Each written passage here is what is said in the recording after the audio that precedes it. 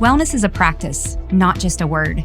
Welcome to the Synergy Podcast, where myself, Kelly Engelman, and Lori Essery shed light on powerful tools and topics that nourish your body. And most importantly, feed your soul.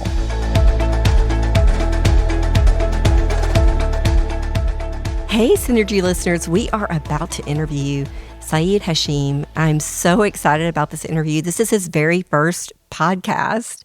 He was all the way in Singapore. And I met him because Synergy chose his book, The Peak Human Performance, as one of our books during this year to dig into, how we can do things differently that may make a huge impact on the way we feel and function and on our productivity. And I had posted that on my website at Enhanced Wellness Living. And Said is an engineer, and he had engineered a software that anytime someone mentioned his book, he would get an email. So Said reached out to me and said, hey, I see that you are promoting my book. I just want to thank you for that. So I sent him an email back to make sure it wasn't like an automatic robot response, right? And he was a real person. I found out he was, all the way across the world in Singapore and willing to do a podcast. So we invited him on the podcast, and you're going to be blessed by this podcast. We dig into, he's got wisdom beyond his years, and we dig into some really practical things that you can be doing to improve your productivity and your joy in life. So listen up. We are so excited to have you on here with us, Said. Welcome to the Synergy Podcast. I just wanted to start out by asking you a little bit about your story. Tell us about you. Okay, I was born in Indonesia. I live in a small town in Indonesia, and after high school, my parents sent me to Singapore to pursue a bachelor's degree. And I was lucky enough to be offered a job immediately after my school. And I joined in IT industry for about 6 years. The work was hectic for me. I had a lot of overwork in that company, and after work, I just wanted to lie down on the couch and watch TV. And on the weekend, I sleep late and woke up very late. Life was miserable for me, and I decided that I needed to change. I want to change if I want to pursue my goal. So I started figuring out how to improve my productivity. It all started by waking up earlier, and gradually I piled up a lot of habits on my own. So exercising in the morning, and I even had time to take a nutritional course in the morning before going to work. So in 2019, when COVID hit Singapore, I witnessed the demise of my family members, the demise of my friends, and I realized that if I could survive this, what could have I contributed for posterity? Then I thought that maybe I should document. I should publish what I have documented throughout my journey to share with the world. So that's how I began writing the books about the productivity series. And that's how my book came about. So when you started recognizing that your health was going in a bad direction, like the fatigue of just not wanting to do anything but sleep and be on the couch, how old were you when that started for you? That was 26. 26, okay. And you started making some changes, and you started documenting those changes. That's right. And then you started documenting those changes because you wanted to leave that for what? What was the reason for documenting that? Because I wanted to keep that for my children. I wanted to see what works and what didn't work. And eventually I experimented with a lot of things. Many things worked, many things didn't work.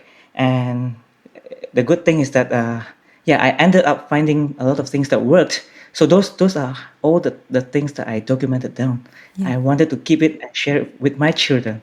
And then COVID kind of changed your mind.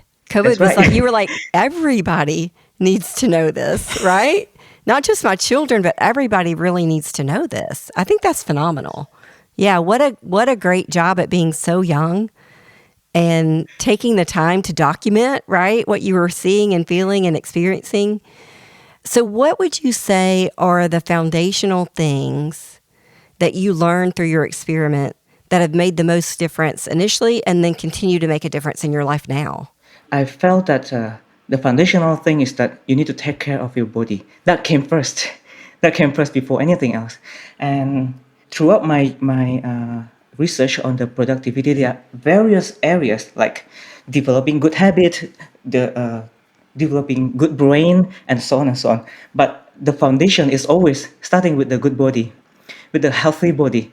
I mean, of course, you can develop a habit on your own while you are being sick, but then it is not as accelerated as you could if you already have a healthy body. So that's why I think that developing a healthy body comes as a fundamental strategy if you want to synergize your entire operation. And you actually narrowed down in this book, in your first book, you narrow down 3 areas, right? 3 areas to improve health. And I just want to know how you chose those 3 because there's just a lot of things that we all could be doing to Right. change the overall health of our body. There are a lot of things, but you chose 3. Name those 3, and how did you choose those 3? Those 3 are the exercise, food, and sleep. I think sleep comes first. I would say sleep comes first. Let's talk about that. Sleep coming first. Yeah, this took a lot of work for me too. I find it difficult to group this together, to group these 3 into the foundation, because when I started this, all of the information just jumbled up. You have a lot of things to take care if you want to be productive. But yeah, at the end, I finalized that yeah, these 3 are the foundation that we must begin with. Sleep comes first because we sleep very long. We sleep the longest. I mean, we sleep a lot of hours throughout our life, and the deprivation of sleep affects how you do your work on your day, what you can do in the day. So that's how I came about. Sleep is the most fundamental things to begin with, and I myself experienced that when I started this journey, sleep was the first thing that I fixed before I could move on to anything else. Wow. Followed I think by that's a mouthful exercising. right there. Yeah, I think a lot of times we try to skip sleep because we have so much to do, not recognizing how it's wrecking our productivity. So it may take us twice as long to do a task that if we had gotten proper sleep, we could have gotten completed, right? But you learned that That's right. through what you were doing to monitor yourself. That's awesome. So sleep first, and then what? Exercise next. So the exercise part helps you to increase your serotonin level, which uplifts your mood. Combine that with a good sleep, you could sustain a lot of, discipline tasks that you need to carry on. Whatever things that you want to build, whatever habits that you want to build, that makes things easier for you to sustain whatever you want to build. So that includes sleeping on time, which come back to your sleep, because when you want to maintain a good sleep hygiene, you need to be able to sleep at the schedule that you set yourself for. Sometimes we might be not as disciplined that today I want to sleep at this hour, but on weekend I want to sleep later. So yeah, exercise boosts your serotonin level as well as increase your mood, and that also makes you healthy. Being sick makes you uh, lethargic and unable to do anything you want, demotivated to do whatever you like. So were you saying that exercise impacts your sleep? Is there a specific right. time of the day that you should be exercising or a type that improves sleep?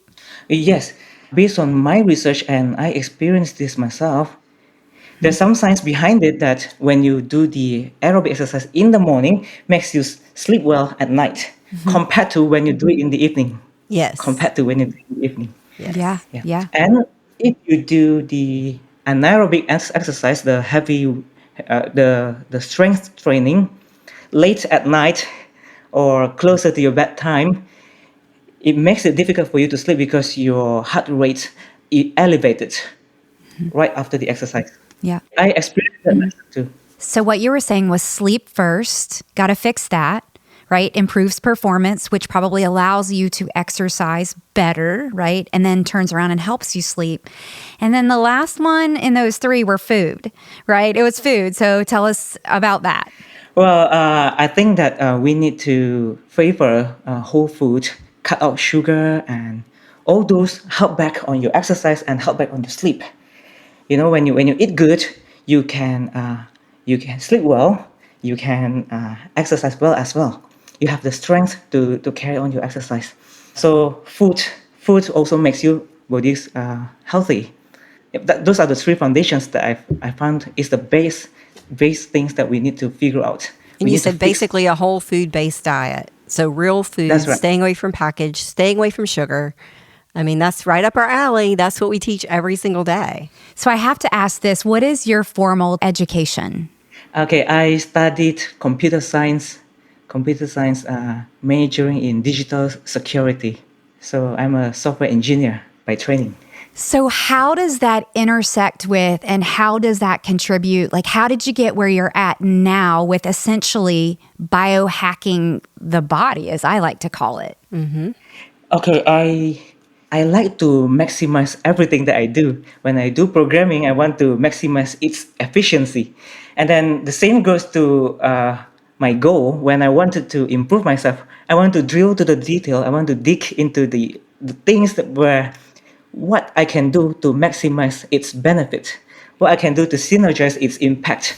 So that's how I came about that. That's awesome. I mean, I just think it's pretty exciting to know that, you took your detail of engineers. Kelly and I treat engineers in our practice, and they have to know a lot of the why, like why, before they'll do the what. Right. So, I see that in you. You had to understand and you took that and you applied your experience with wanting to improve productivity. And then you basically put it into action and now are turning it around into helping others improve their productivity. So I absolutely love the engineer's mind. I do. And I think it's fascinating that you measured everything too.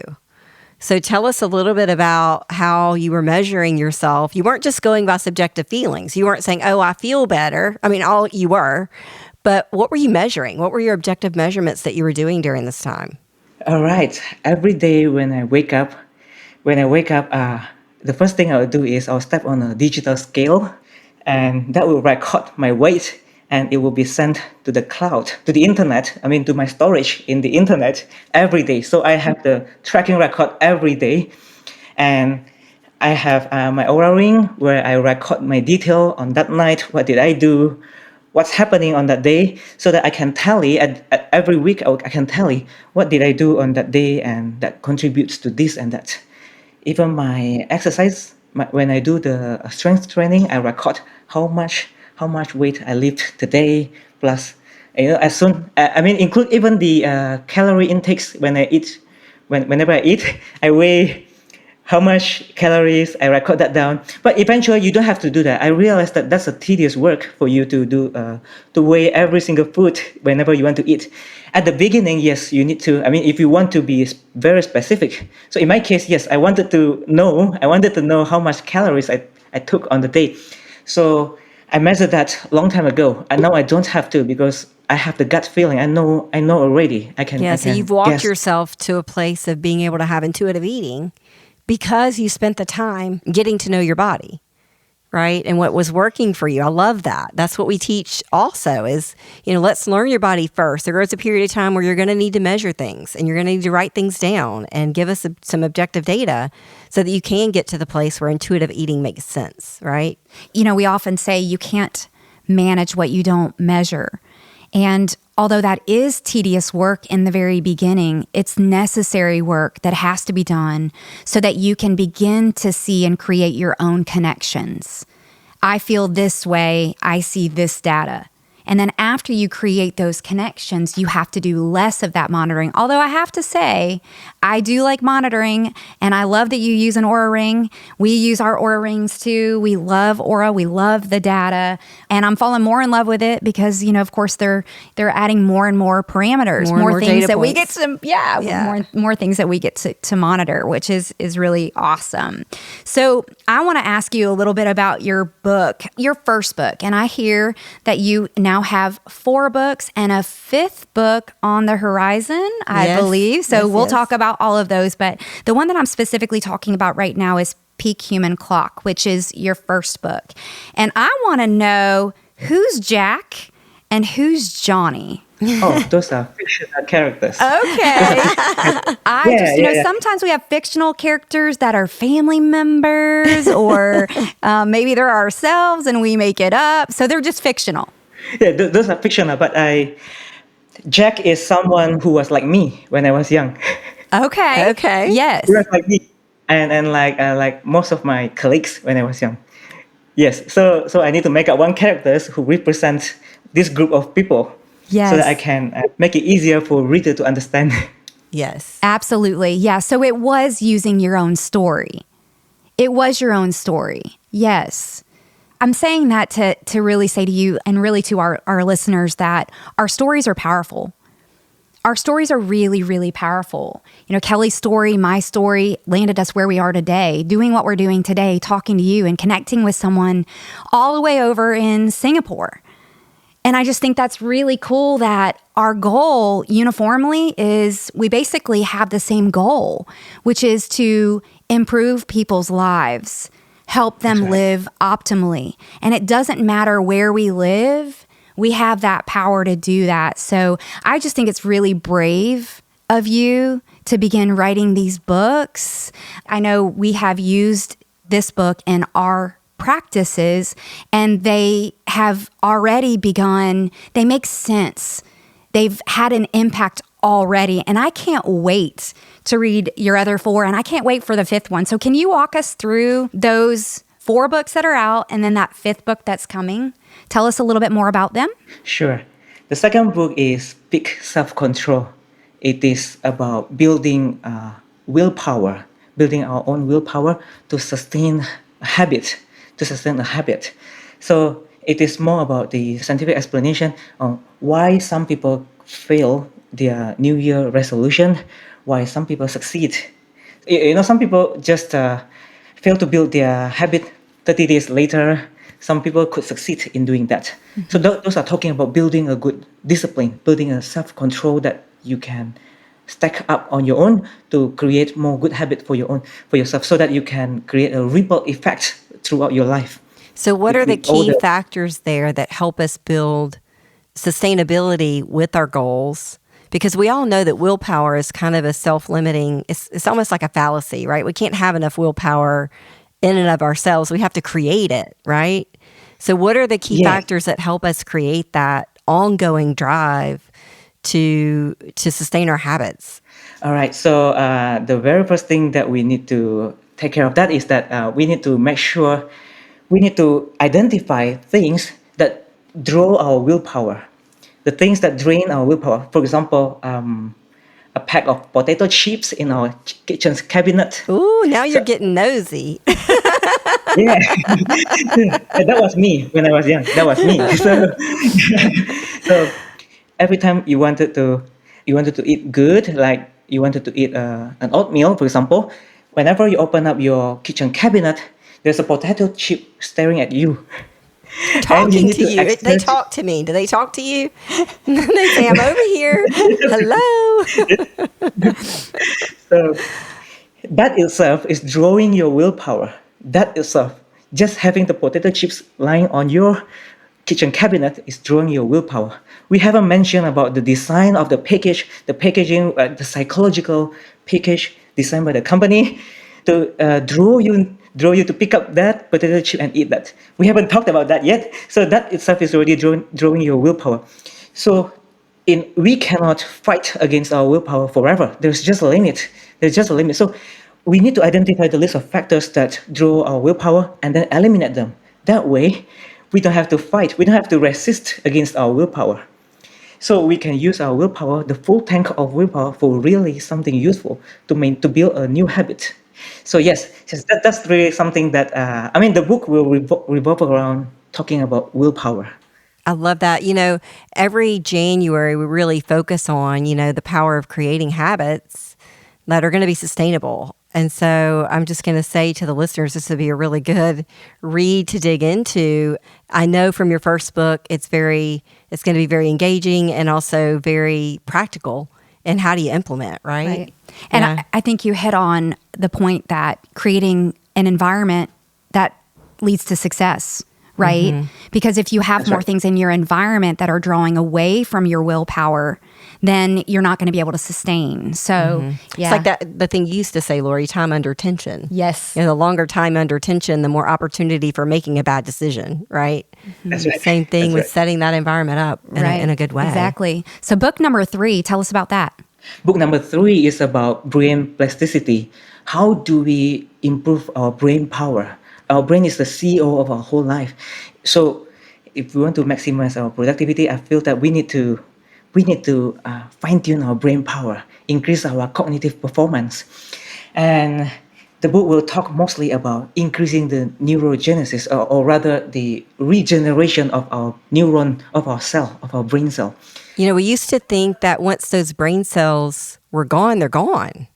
And now we That's know right. with neuroplasticity, we can regrow those connections, right? Yes. How Yes. powerful is that to think we can undo some of the things we did in our younger days? That's right. And the powerful thing about that is the earlier you start, the more benefits you get as you Yes. get older. The Yes. earlier you start, because if not, the longer you wait, the more your brain cell would have decayed, and then it would take longer time to grow that back. Yep. Yeah. Yeah. So that's a So hot topic right now. Absolutely. Brain health is a really hot topic. I think people are at the age where they're seeing the consequences of damage to the brain through Alzheimer's and dementia. Those conditions are on the rise. We're living longer, so we're seeing more of that happen.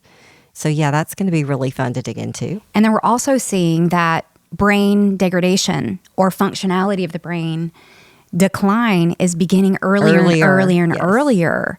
20s and 30s, 30s and 40s. It's not in the later decades of life. It's earlier. So such an important topic. And we know the role that a poor diet has on the brain brain. health. We do know that. But I love that that's a part of what you talk about in respect to productivity. And thinking about those foods that are neurotoxins, or we call them food-like substances in the packaging Right. that are neurotoxin. And, we're consuming those as, I say as Americans, but I guess in Singapore, you guys have access to processed foods as well. And so, that's a big part of what's creating the damage and the inflammation in the brain.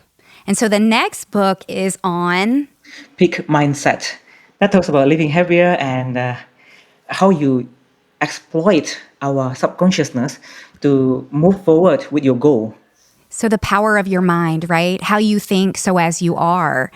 Yeah. Yes. And I think about, may I ask you how old you are? It seems like you have a lot of wisdom for being someone that is how old? I'm 36 right now. Oh, wow. Wow. Right. So Kelly, what do you think about that? I think it's incredible. I think it's absolutely incredible. What do you think from a mindset perspective? What are the biggest things that we can be doing to improve our mindset? Because if we sit and watch the news, the sky is falling. And I have to tell you a funny story about the Aura Ring before you answer the question. But I had a patient come into me last week with his heart rate variability. Right? He had a very low heart rate variability, and he goes, according to Google, I'm going to die. And I mean, that's just bad news, right? He was funny. He was laughing about it. He's an engineer. He's got an engineer's brain, so he's tracking everything, which I love. But there's bad news everywhere, is what I'm saying. And if we are a consumer of bad news all the time, that's making an impact on how we position ourselves with mindset, I would think. Was that what you found? And tell me more about how we create a mindset that's positive and healing. All right, Kelly and Lori, I haven't been watching news for maybe a decade, I would say. Haven't been watching news for so long. And I haven't been using social media, Facebook, Instagram. I haven't been using it. I haven't been using it for a long time.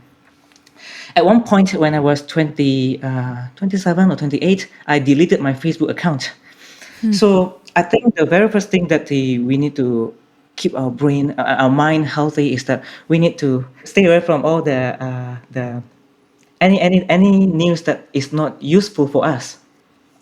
So I know COVID has been around for a long time. When I first heard about COVID, it was really devastating, and then it was all over the news. it can't be helped, but people feel anxious.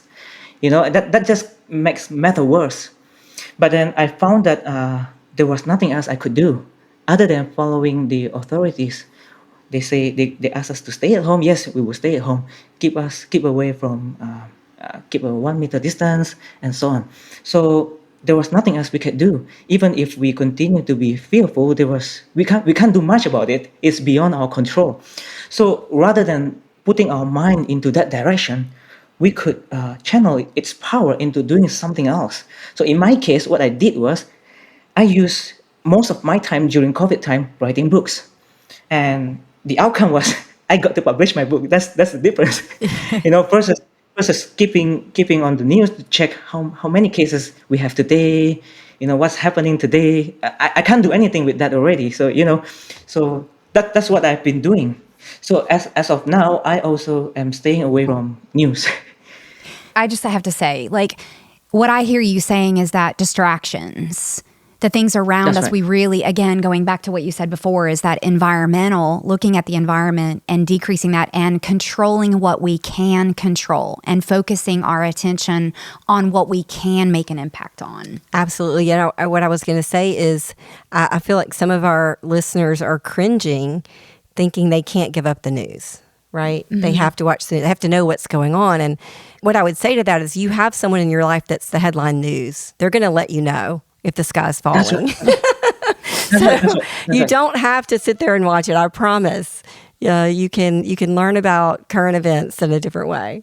So those 4 books are done and they're published, and we're super excited about those. And the 5th one you have on the horizon is about what? About life's work, what you were born to do, and how you can maximize the impact of what you're going to do for the world. Yeah, so that books will talk about increasing your creativity, what you can do to see your goal achieved. Yeah, so that books will talk about that Yeah. as a whole. So all of these together really are your goal in writing all of these is to improve or share with people how they can improve their productivity and how they can improve their life and have the joy-filled life, it sounds like, that they deserve to have. Is that correct? Yeah. Yes, that's right. I want to help them achieve their goal. So I start by stacking up the foundation, that is having a good sleep, exercise, and eating a good food, followed by developing good habit, and then improve your brain power, and then create a happier life, a joyful life by using your subconsciousness. And then finally, do what you were born to do. Realize your goal at the end. And leaving that legacy. What a legacy you're leaving to your kids through your books, right? And to the rest of the world. I love it. Yep. And then, Thank you.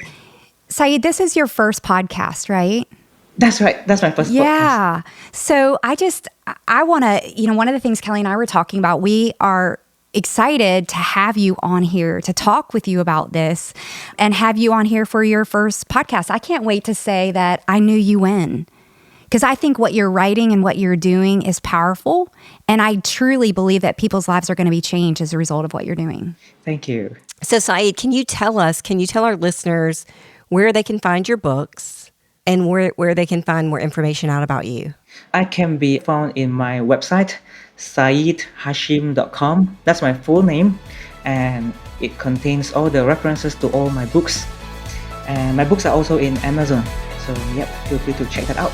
And you also they're available on, is it Audible as well? They're recorded also? Yes, the audiobooks are in Audible. Well, thank you so much for being here. We're so excited that you joined us. Yes. Thank you. Thanks so much for listening to today's episode. You can find more information about Synergy at Synergy for Life. That's SYNERGEE, 4life.com. And then Synergy Connect is our Facebook. And then please make sure to follow us on your favorite podcast app so that you make sure you get future notifications of episodes.